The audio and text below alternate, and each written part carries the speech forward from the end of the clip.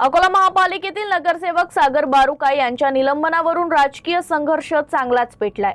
बारुकाई यांच्या आरोपांना शहर सुधार आघाडीने आक्रमक प्रत्युत्तर दिलं असून तथ्यहीन आणि बेछूट आरोप सहन करणार नसल्याचा इशारा दिला आहे।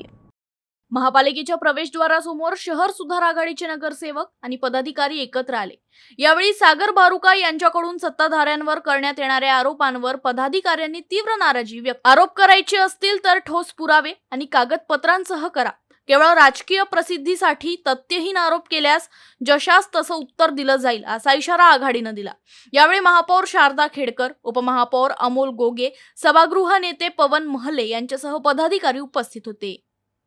नहीं चलेगी, नहीं चलेगी, दादागिरी नहीं चलेगी, नहीं चलेगी, नहीं चलेगी, दादागिरी नहीं चलेगी, नहीं भागवत अभद्र भाषा वापरणाऱ्यावर कारवाई झाली पाहिजे। भारत माता की जय, वंदे मातरम, भारतीय जनता पक्षाचा जय हो।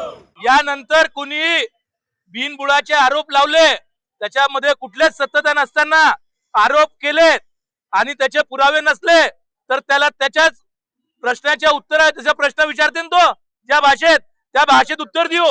ही शहर सुधार आघाडी आहे, त्यांनी समजून जावं।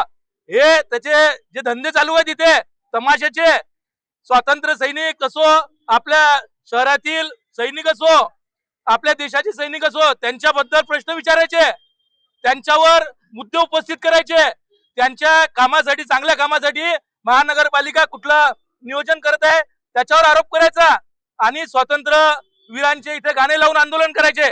तमाशा मधून ठेवलेला आहे, जनता हे सर्व पाहत आहे। याच्यानंतर हे खपू देणार नाही।